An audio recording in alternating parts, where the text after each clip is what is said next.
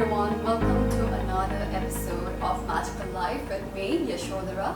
This whole show is about bringing amazingly talented, remarkable people from different parts of life together, as in to make a huge family of amazing people just like you, us, and them. And in the meanwhile, also giving a glimpse into their lives, their stories, their journeys, their struggles, their celebrations, and ups and downs, and everything, so that you understand why they are on the path and how they are on the path that they have chosen to be on. So, in this episode today, we have an amazing lady named Anjima Boro.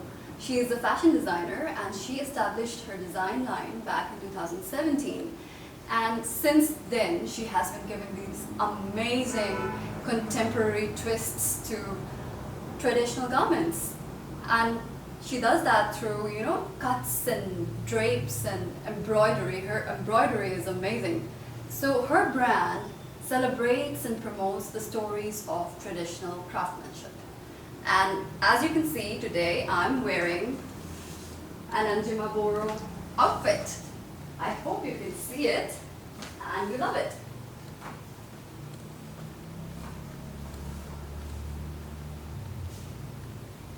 Hi guys, so this is Anjima sitting with me. Anjima, it's so nice to see you. How have you been? Great. How have you been? Well, these are tough times and yeah, we are all coping. We're, No.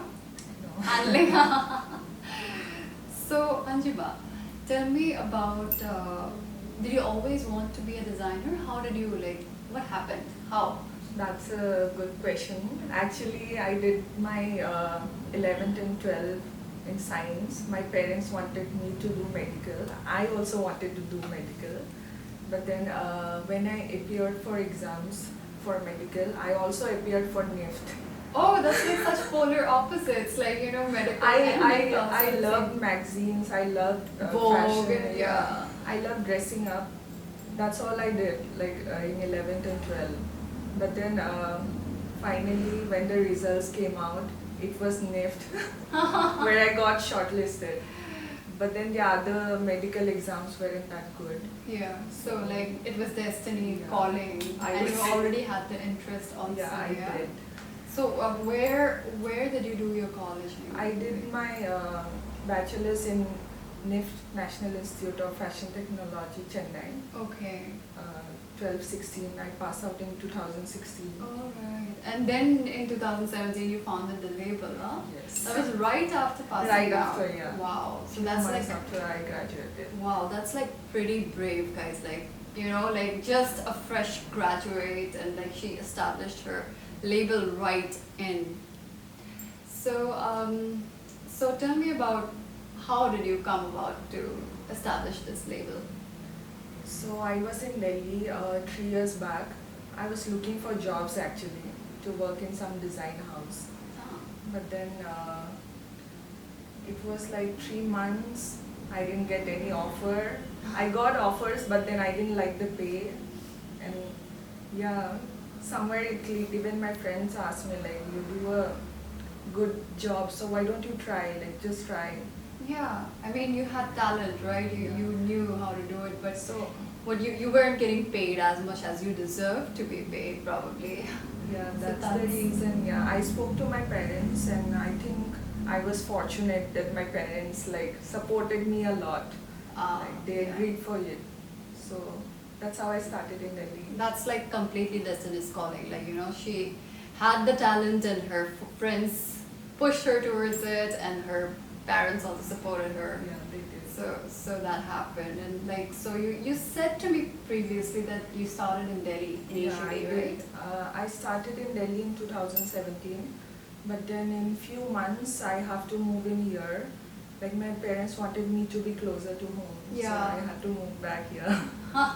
And how's the difference? How do you compare? See, I'm privileged. I would say I'm privileged that I started out in Delhi because I have been doing hand embroideries, and Yes. the materials, the raw materials, I think it's easier to get in Delhi.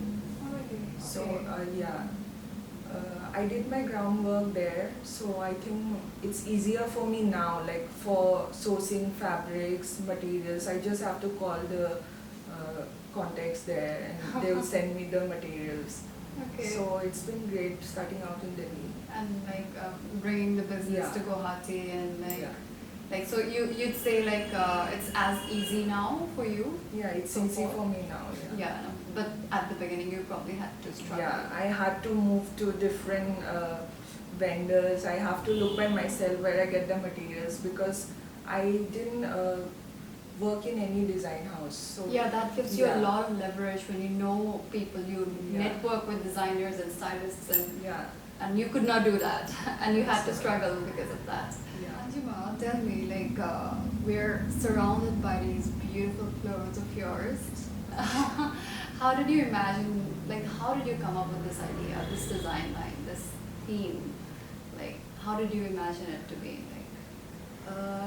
I always love studying about stories, histories, fables, everything like crafts, like something that is related to India. Okay. So that's how my garments shows.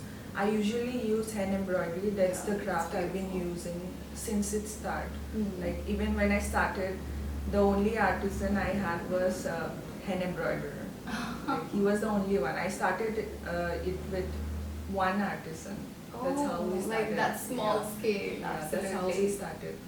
So yeah, it usually has hand embroideries. and- All of it does, and Yeah, the embroidery mostly, is yeah. very beautiful. I mean, And I like taking textiles from different states also, like okay, from the looms, mostly loom based. loom based. Yeah.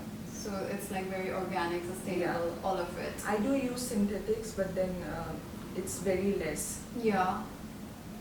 So it's like or those um, sourced clothes from different different textiles are also very comfortable Yeah, to they wear are, yeah. also, and like you can rough use them also, like, so that's really nice. So tell me about like how did you the story basically, how did you grow from one artisan to like Okay, when I started in Delhi, I didn't have an outlet like this. Like I started it in a small studio. It was my living area also. Like that's how it started. Like there was only one artisan, and then I started with two, and then after that, after a few months when I moved back here, that's how I started with 5 people here. Okay, so like it probably was even budget friendly for you to Yeah, be it here was, and like yeah. to you're producing more here Yeah. also, I guess, right? So it happens like I have 5 workers here, but then if there's deadline or if there are more orders, Mhm. I have part-time workers who work for me. Okay, like that has been quite a jump and a leap in a story. So has COVID affected, the pandemic has affected your Of business? course, Yeah. like it did a lot. Like I think it has done to everyone in the business. Mm. Like the store has been closed for 6 months now. Like I have opened it only a few days back, and yeah, it was a struggle to actually pay for the rent of the store. Oh yeah, of Yeah, course. I mean, I I've know. I've been hearing that from so many people. And also the workers, I have to pay them. Yeah. That's how they sustain workers. So now the lockdown has relaxed a little bit, I think, in Guwahati. Is that true? Yeah, it is. So like you're opening the store up and Yeah. everything. So customers are coming back a little bit. I hope so. Very less in number, very less walking in the store. But do you do you have an online presence also? Like you sell online? I haven't done it online. I have sent some of my garments like to some online stores, not my online store, other online stores, Okay, all right, that is also. other outlets, All right, okay. There are many platforms which like multi-designer stores. multi-designer online platforms. Okay. So going forward, like, what do you think? Like, how are you going to change your business model or do something? Are you going to go online? Because like since COVID has happened, now people walking in and out of the store, I think that will be way less. So probably, are you thinking of going online? Yes, I'm thinking of going online. My website is also on process. Oh, that's great. Yeah, and also I think about the changes, I don't think there will be much changes with the brand. Okay, the brand philosophy Yeah, itself but is then same, I'm true. thinking of making few changes like using of fabrics. Since I was sourcing fabrics from different states, I think due to this pandemic, I think it would be better, like for every designers, I would say, if they choose to source locally more. That makes like, so much yeah. more sense actually. Yeah, that would help the other Local artisans actually. artisans also, and also that would balance the economy, I would say. Yeah. Oh, that's such a nice input from you guys. Yeah, Actually, that's- yeah, yeah, that's a that- brilliant point. Yeah. So you're going to go online also, and everything's changing. Even globally, things are changing. So since we are talking already about the pandemic and how it has affected the whole economy and the business scenario, so you also have started designing masks, Yes. right? We have some right here. Like, guys, this is beautiful embroidery work. I mean, just imagine wearing this on your face and can I try this Why out? don't you try it? Yeah. This is the right side, right? Yeah, like, what do you think? This is beautiful, I think. Huh? I mean, yeah, like fashion has to go everywhere, like since it's the pandemic now and everything. So fashion has to even go into the masks, and she's making brilliant masks. These are handlooms, These are handlooms and these are hand embroidery. so yeah, these are all cotton and Yeah, it's the all layer. cotton, it's very breathable. But how do you take care of this when it's so It can be washed. it can be washed? That's really good because So I have this is used more of threads, that's the reason I have used Oh, and yeah. metals. Yeah, so that it can be washed. Yeah, guys, really, this is beautiful and Thank you so much. what else do I say? I just love your clothes. I love what I'm wearing, seriously. I mean, you make traditional clothes look gorgeous, something modern, because we're all millennials, right? So Yeah. we can bring that twist to even traditional stuff. So thank you so much. I wish you all the best. I hope that your online store goes global and you do well. And thanks for having me. It was very nice chatting with you. Thank you guys. That was the episode about Anjima Boro and her